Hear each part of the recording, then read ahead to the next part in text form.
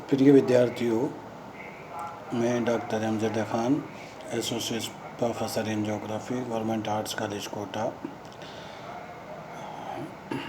विश्वविद्यालय कोटा के MA final कृषि भूगोल पेपर 6 ए के topic development of agricultural geography या कृषि भूगोल का विकास भारत के विशेष संदर्भ में हम इस पर पिछले वीडियो लेक्चर में चर्चा कर रहे थे और उसमें हमने मुख्य रूप से कृषि भूगोल किसे कहते हैं, इसको कैसे परिभाषित किया जाता है, इसकी प्रकृति किस प्रकार की है, इसकी विषय वस्तु क्या है, इसके उद्देश्य क्या हैं, इन पर हमने चर्चा की थी। आज हम मुख्य रूप से कृषि भूगोल का विकास विश्व में किस प्रकार हुआ इस पर बात करेंगे। यद्यपि कृषि ने सांस्कृतिक भूदृश्य को सबसे अधिक प्रभावित किया है और हज़ारों वर्षों तक मनुष्य के जो कार्य करने के घंटों का अधिकांश समय जो है वो कृषि में लगता आया है, परंतु लंबे समय तक कृषि के वैज्ञानिक अध्ययन का हम ये कह सकते हैं कि अभाव रहा है। यही कारण है कि पृथक विषय के रूप में कृषि भूगोल के अध्ययन की जो प्रारंभ हुआ वो आधुनिक काल में जनसंख्या में तीव्र गति से वृद्धि के साथ हुई, जिससे कृषि के वर्तमान वितरण, केंद्रीकरण, प्रादेशिक भिन्नताओं, असंतुलनों, क्षमताओं और कृषि प्रतिरूपों पर भौगोलिक प्रभावों के अध्ययन की आवश्यकता हुई। इस प्रकार कह सकते हैं आर्थिक भूगोल विदों का एक वर्ग कृषि के अध्ययन में रुचि देने लगा और कृषि भूगोल के प्रारंभिक विकास में ये कहा जा सकता है कि ब्रिटेन, जर्मनी, फ्रांस और संयुक्त राज्य अमेरिका के भूगोल विदों का महत्वपूर्ण योगदान रहा है।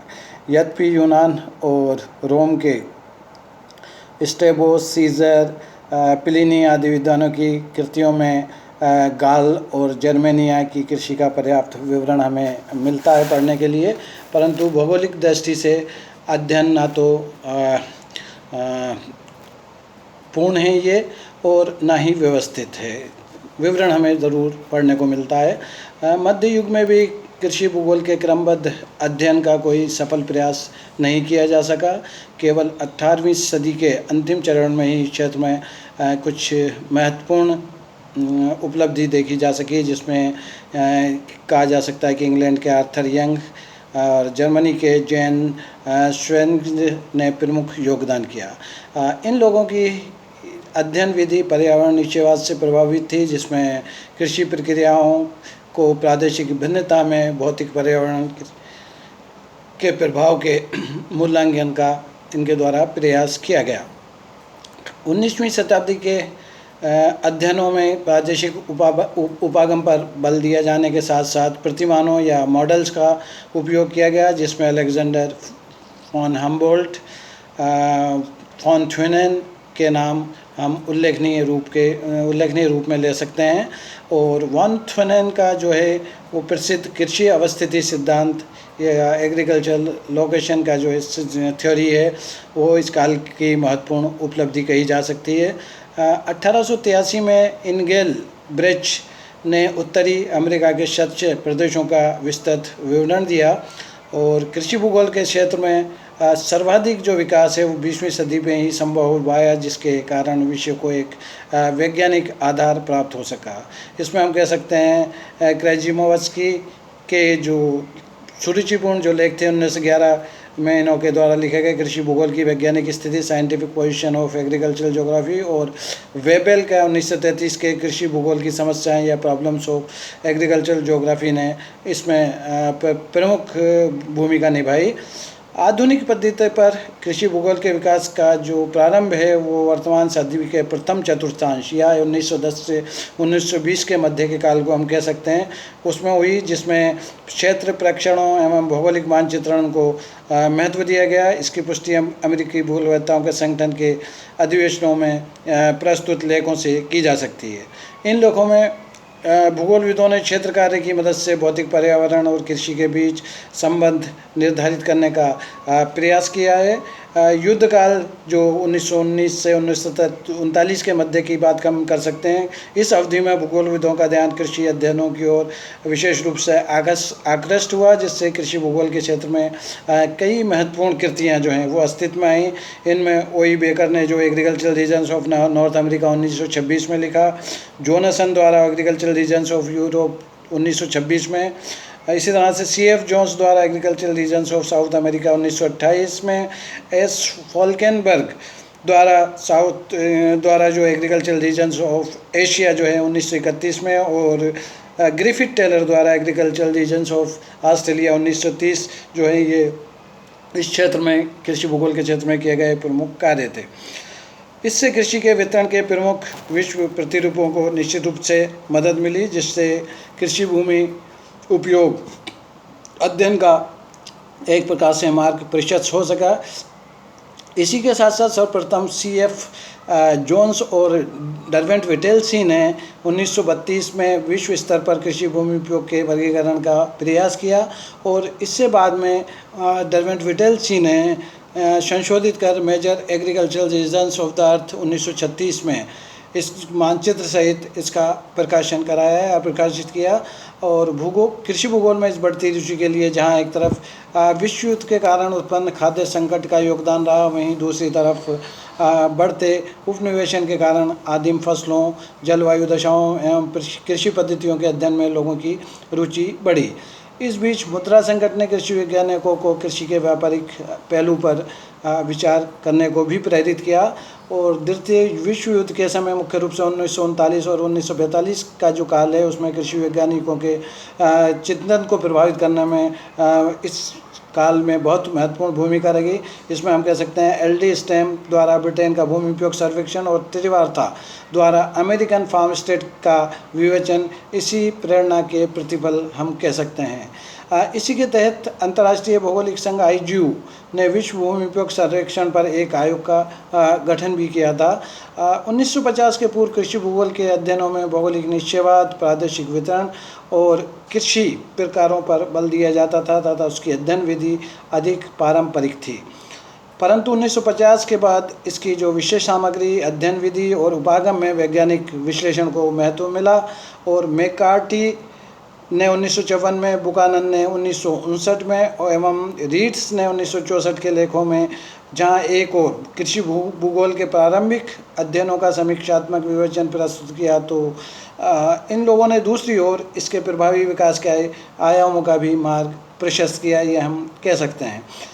बर्च ने 1954 में, वीवर ने 1954 में और हेलबर्न ने 1957 में इन विद्वानों द्वारा कृषि प्रादेशिकरण में सांख्यिकी विधियों का उपयोग किया गया, जिससे कृषि भूगोल में एक नूतन प्रवृत्ति का शुभारंभ हुआ।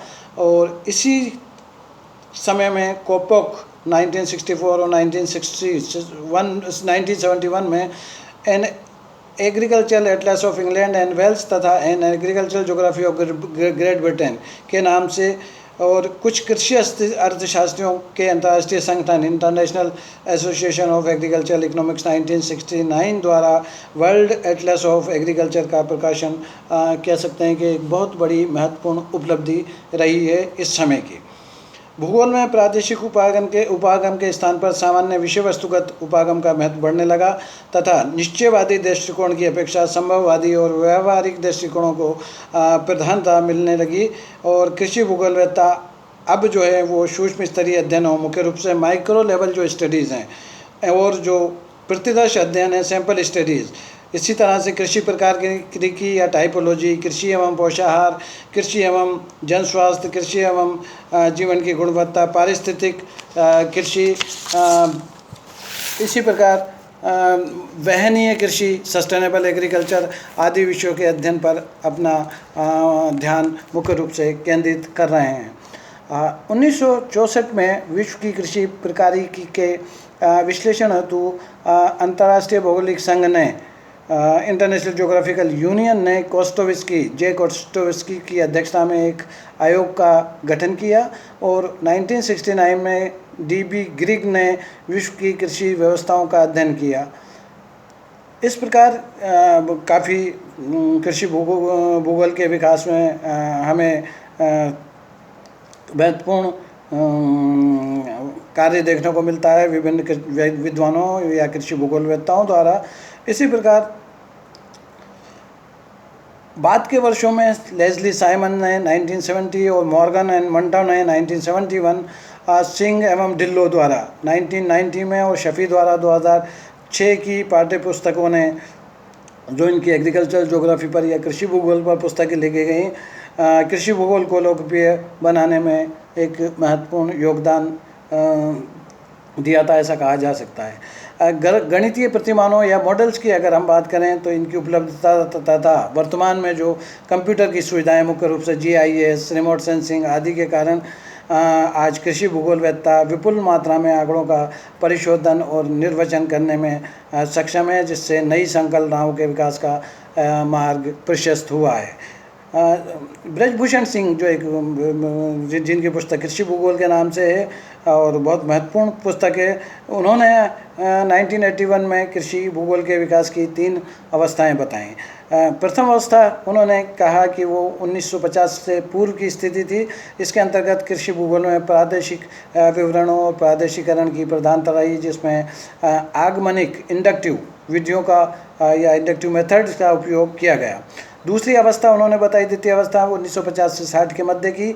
इसके दौरान कृषि दृश्यों का क्रमबद्ध एवं गहन अध्ययन किया गया।